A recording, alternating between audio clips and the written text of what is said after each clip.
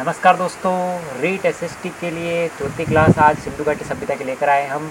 कक्षा 6 की हमने पूरी कर दी थी। आज हम बात करेंगे कक्षा 9 की। कक्षा 9 की सामाजिक विज्ञान से संबंधित आरबीएससी के सामाजिक विज्ञान से मैटर लिया गया है, जो वन लाइनर है और जिसमें से लाइन टू लाइन प्रश्न उठेंगे। इसमें आज देखेंगे हम सिंधु नदी जो है, इसका उद्गम यानी सिंधु नदी कहाँ से निकलती है उसके बारे में। ये तिब्बत से निकलती है, जो भारत के ऊपर एक छोटा सा देश है तिब्बत। वहाँ के कैलाश मानसरोवर जो स्थान है, कैलाश मानसरोवर, वहाँ के उत्तर में सेनके खबक नाम का स्थान है, सिंहमुख, जहाँ से हिमनद यानी बर्फ से पिघलकर ये नदी निकलती है, यानी सिंधु नदी निकलती है। आपके प्रश्न बनता है कि सिंधु नदी का उद्गम कहाँ से होता है, तो कैलाश मानसरोवर ऑप्शन में रहता है ये, या फिर सेनके खबक, सिंहमुख या हिमनद। अगर हिमनद या सेनके खबक उत्तर में पूछे तो ये आपका इसका उत्तर होगा। उसके बाद बात करते हैं सरस्वती नदी। सरस्वती नदी का उद्गम कहाँ से होता है, तो शिवालिक की पहाड़ियाँ, यानी सरस्वती नदी जो है हिमालय क्षेत्र है, हिमालय में शिवालिक पहाड़ियाँ है, वहाँ से सरस्वती नदी निकलती हैं। सरस्वती राजस्थान के नौहर, यानी नौहर जो आपके हनुमानगढ़ के आसपास है, नौहर से राजस्थान में क्या करती है, प्रवेश करती है। और राजस्थान में बहने के बाद सरस्वती नदी कहाँ पे, गुजरात के कच्छ का रण, यानी गुजरात के अंदर जो रेगिस्तानी इलाका है कच्छ का रण, वहाँ से प्रभास पाटन जो बंदरगाह है, प्रभास पाटन, उसके पास में होकर समुद्र में यानी अरब सागर में गिर जाती है सरस्वती नदी, जिसको घग्गर नदी के नाम से भी जाना जाता था सिंधु घाटी सभ्यता। वैदिक साहित्य के अंदर और रामायण में और महाभारत में सरस्वती नदी के प्रमाण मिले हैं, यानी सरस्वती नदी के प्रमाण मिले हैं। वैदिक साहित्य के अंदर मिले हैं, रामायण के अंदर भी, महाभारत के अंदर भी, कि सरस्वती नदी किसी ज़माने में बहती थी। कालीबंगा सरस्वती, जिसको घग्गर नदी भी कहते हैं, के किनारे स्थित है, यानी कालीबंगा जो राजस्थान के हनुमानगढ़ में है, ये किस नदी के किनारे था, सरस्वती नदी किनारे, जिसको वर्तमान में घग्गर नदी कहते हैं। और पाकिस्तान में चले जाओगे तो इसको फिर हकरा नदी कहते हैं। सिंधु सरस्वती सभ्यता ये कब विकसित हुई थी, यानी 3250 ईसा पूर्व में पूर्ण रूप से विकसित हो गई थी। विकसित यानी यहाँ पे नगर व्यवस्था थी सिंधु सभ्यता में, लोग नगरों के अंदर जीवन यापन करते थे। उसके बाद 3250 से लगाकर 2750 ईसा पूर्व यानी उल्टी गिनती चलती है, तो ईसा पूर्व में चरम विकास पे थे। चरम विकास पे यानी पूरी तरह से विकसित अवस्था में सिंधु सरस्वती सभ्यता थी। उसके बाद बात करते 2750 ईसा पूर्व के अवसान यानी अवसान का मतलब होता है धीरे धीरे ये विघटन की तरफ होने लगी थी, यानी खत्म होने की तरफ होने लगी थी। और लास्ट में अंतिम समय में 1500 ईसा पूर्व तक आते आते सिंधु घाटी सभ्यता विलुप्त हो गई। और विलुप्त होने के कारण बहुत सारे जो आएंगे हम बताएंगे आपको।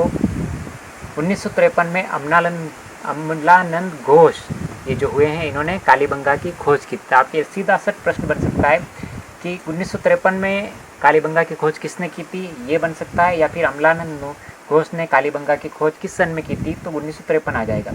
मोहनजोदड़ो का अर्थ होता है मुर्दों का टीला, यानी मोहनजोदड़ो जो है इसको मुर्दों का टीला भी कहा जाता है। 1921 में राय बहादुर दयाराम साहनी ने जो पंजाब है, पंजाब भारत के अंदर भी और पाकिस्तान में, पाकिस्तान वाला जो पंजाब है उसके मोंटगोमरी जिले में रावी नदी के तट पर हड़प्पा सभ्यता की खोज की थी। यानी हड़प्पा जो सभ्यता है, अगर क्या है कि वर्तमान में सबको पता है 1921 में हड़प्पा की खोज हुई थी, लेकिन हड़प्पा अब नया ट्रेंड चल गया, नए ट्रेंड में कुछ भी पूछ सकते थे। आपको जिले का भी स्थान पूछ सकते हैं, राज्य का पूछ सकते हैं। तो जिला पूछे जो मोंटगोमरी जिला जो पाकिस्तान के अंदर है, और नदी पूछे तो रावी नदी है। और कहाँ पे है, तो पंजाब जो है वो पाकिस्तान में, भारत के अंदर है, लेकिन ये पंजाब कौन सा है, पाकिस्तान वाला। 1922 में राखालदास बनर्जी ने सिंध प्रांत, यानी ये सिंध जो है ये राज्य है और ये पाकिस्तान के अंदर है ये भी, और लरकाना जिला है इसका, लरकाना जिले में सिंधु नदी, जो सिंधु नदी बहती थी उसके किनारे किसकी खोज की थी, मोहनजोदड़ो की खोज की थी। यानी किसने की थी, 1922 में राखालदास बनर्जी ने। उसके बाद मोहनजोदड़ो की खुदाई में 9 बार बसने व 9 बार उजड़ने के अवशेष मिले हैं। यानी ये आईएमपी प्रश्न है, इसको आईएमपी लगा ले आप और लिख ले अलग से कि मोहनजोदड़ो ऐसी सभ्यता है जो 9 बार यहाँ पे मतलब इंसान बसे थे और 9 बार किसी कारण से उजड़ गए थे। यानी अवशेष मिले हैं जिनसे खुदाई में एक के नीचे एक खुदाई में बहुत सारी खुदाई हुई, तो उससे पता चला है 9 बार बसने और उजड़ने के। सिंधु सभ्यता के 1500 स्थल मिले हैं, यानी बहुत सारे प्राचीन स्थल मिले 1500, जिनमें से 900 स्थल अकेले भारत के अंदर ही है और 600 स्थान जो मिले हैं वो पाकिस्तान के अंदर, यानी ज़्यादा अधिक स्थान कहाँ पे है, भारत के अंदर।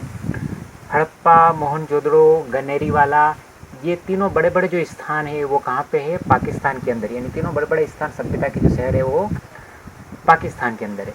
इसके अलावा कालीबंगा, राखीगढ़ी, धोलावीरा, लोथल, रंगपुर, ये सारे स्थान कहाँ पे है, ये सारे स्थान भारत के अंदर है।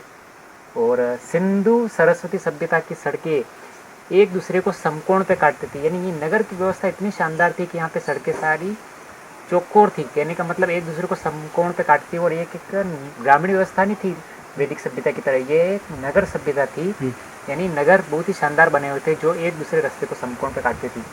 सिंधु सरस्वती सभ्यता में समाज की जो प्रमुख इकाई थी वो क्या थी, परिवार। परिवार सबसे प्रमुख इकाई माना जाता था समाज का, यानी सामूहिक परिवार में रहते थे।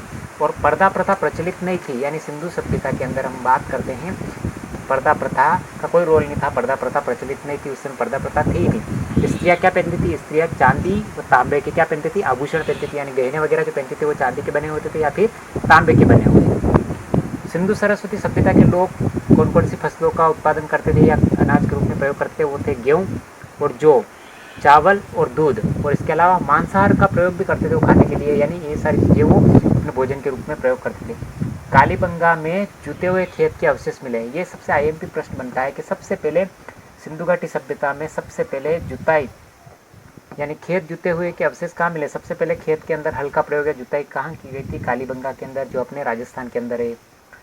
चहुंदड़ो और कालीबंगा की खुदाई में क्या मिले हैं, तोल के अनेक बाट मिले हैं, यानी ताकड़ी और बाट यानी तराजू वगैरह जो होते हैं वो पत्थर के भी बाट मिले हैं और धातुओं के बाट भी मिले हैं, यानी सबसे ज़्यादा। तो ये प्रश्न एक इम्पोर्टेंट आपका ये बनता है कि चहुंदड़ो और कालीबंगा से क्या मिले खुदाई में, तोल के अनेक बाट मिले। तो ये थी अपनी सिंधु घाटी की चौथी क्लास। कैसी लगी आपको, लाइक करें, शेयर करें, सब्सक्राइब करें, इससे आगे की क्लास आपको मिलती रहेगी, यानी इस क्लास को आप पढ़ते रहिए नोट्स के रूप में, कम समय में अधिक ज्ञान आपको मिलता रहेगा। ठीक है, मिलते हैं अगली क्लास में, धन्यवाद।